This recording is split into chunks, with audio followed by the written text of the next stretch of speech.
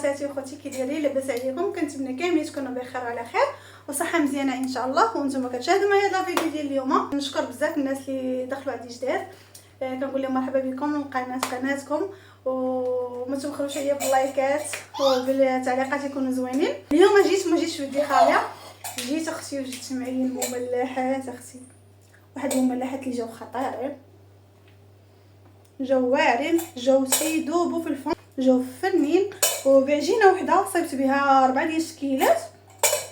يعني ممكن تنوعوا على الطبسيل ديال العواشر، جات كتذوب في الفرن. هشيشه بزاف هاد المملحه.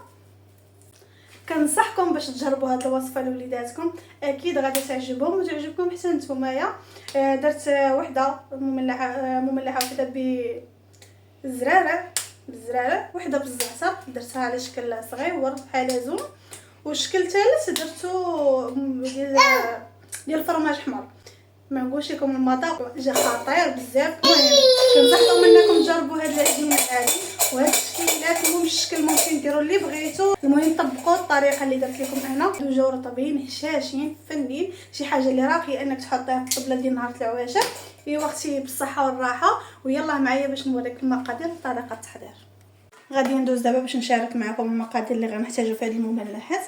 عندي هنايا 250 غرام ديال الزبده مارغرين او العاديه، المهم انا استعملت المارغرين. عندنا 2 فرماجات، دويمه ديال الثومه، عندكم الثومه غبره ديروا معلقه صغيره، شويه ديال العطريه ديال الحوت، راس معلقه ديال الزعتر مطحون، شويه الملحه، معلقه سنيده، معلقه مطرد، كاس ديال الزيت، وكنحتاجو هنايا 2 بيضات. دابا غادي ندوزو للطريقه. كنخلط اول حاجه هاد المقادير.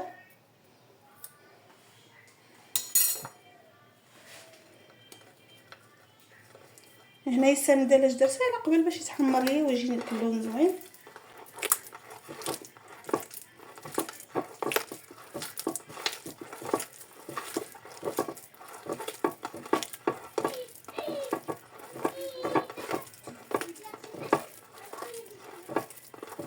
غادي نزيد البيض،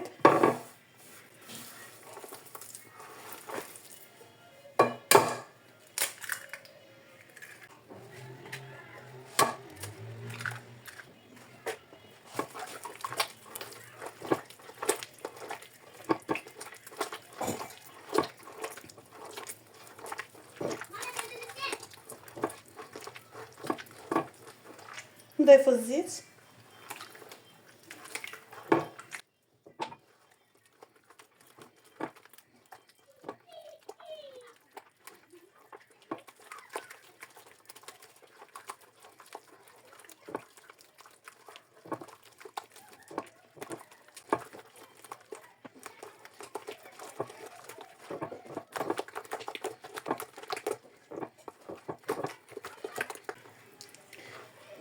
كنبقاو نخلطو حتى كتولي لنا على هاد الشكل طوماط.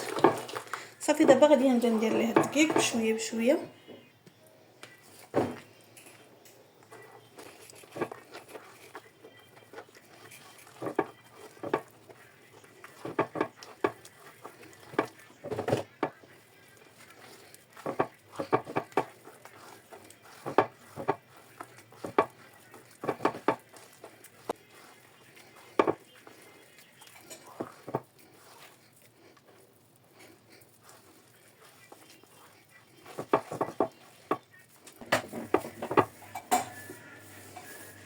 كما شفتوا معايا العجينه ها هي من بعد ما جمعتها، راني ما دلكتهاش، غير جمعتها غير بصبعناي بحال ما هكايا حتى كتجمعت ليا. خاصها تكون شويه رطبه ما تكونش قاصحه. كما شفتوها راها ما مدلوكاش. دابا غادي نديرها في الثلاجه واحد نص ساعه ونخرجها. بالنسبه باش غادي ندهن هاد المملحات، غادي ندير بيضه كامله، ندير معاها تقريبا واحد المعلقه صغيره ديال الخل اولا الحامض اللي كان، كنخلطوها ونخليوها هي اللي غندهنوا بها الصافي.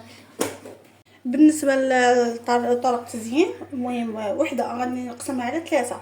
وحده غندير لها هاد الزراره هادو مخلطين، عندنا هنايا زراره مخلطين، عندنا فرماج احمر محكوك، ووحده غادي ندير ليها المذاق ديال الزعتر. وبيت البيضه كامله اللي هي اللي غادي نستعمل فيهم كاملين. غادي ندهن داك الصابلي هذيك المملحه، وغادي باش يلصقوا ليا هادشي باش يلصق ليا في المملحات. كما شفتوا معايا بديت بهذا الجزء هذا ديال بنكهه الزعتر اللي غادي نروليه وندخلو للفريغو باش يشد راسو. ما نجي فين نطيب الاخرين حتى نلقاه هو صافي شد راسو، ونقطعو ونطيبو في نفس الوقيته اللي صافي سالات الاخرين نطيبو هو باش ما يضيعش ليا الوقت.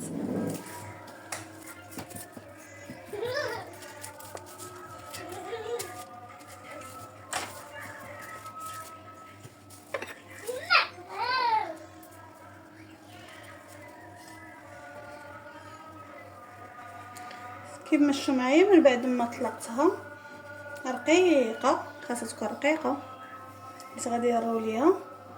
رشيتها بالزعتر صافي، دابا غادي نروليها.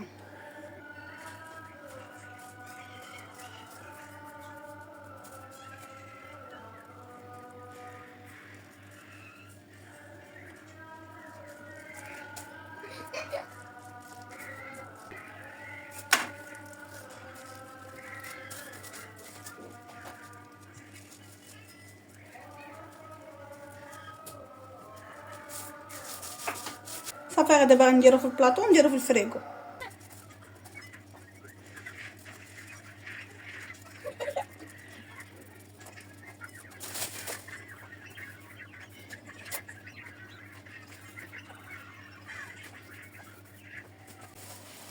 الشكل الاول هو ساليناه، غادي نغطيه بالبلاستيك ونحطه في المجمد. دابا غادي نطلق العجينه الثانيه، هذه ما غاديش نطلقها رقيقه بزاف، غادي نخليها شويه غليظه.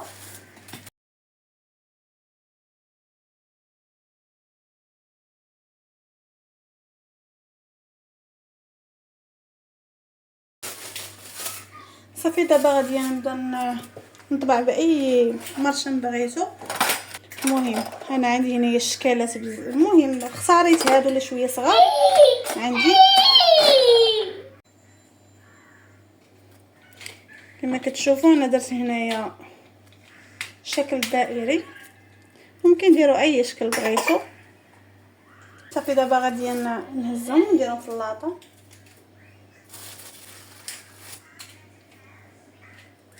حتى كنطبع كلشي عاد كنبدا نزين حتى لاخر لحظه.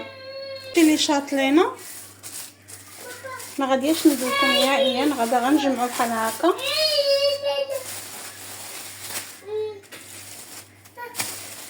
غادي نجمعو بحال هكا صافي، وغادي نعاود نطلقو.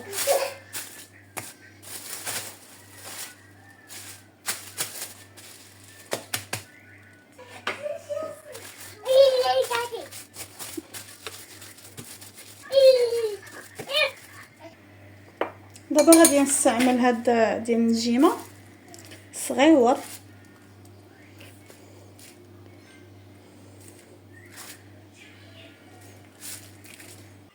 هي من بعد ما طلقت العجينه الثالثه.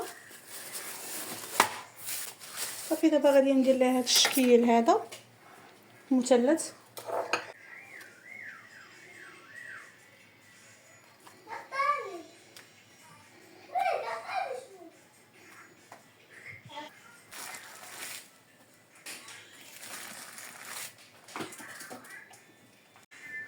دابا غادي نبداو بالتزيين.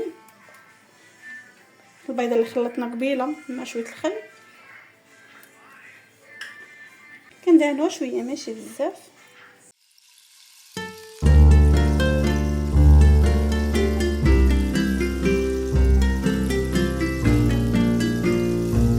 نحط الحبيبات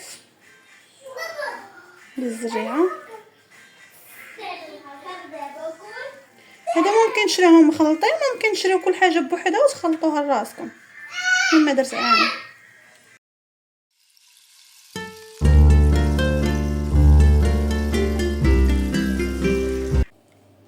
هي اللاطه من بعد ما كملتها في التزيين كامله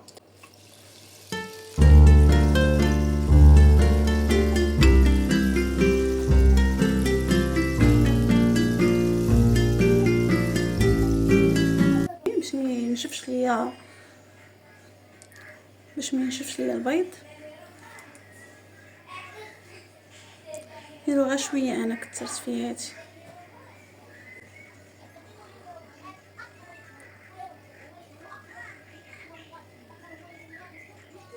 ديالتي كملتها في التزيين. بافو ما عنديش بزاف، عندي غير شويه، درت غير شي وحدين.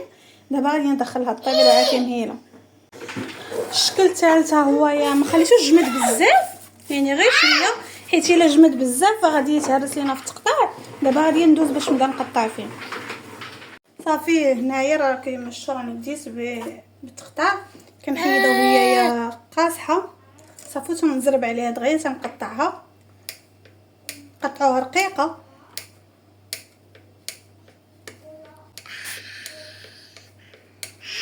كتقادو بحال هكا في بلاصتو. هذا كنبداو نحيدو ونحطو.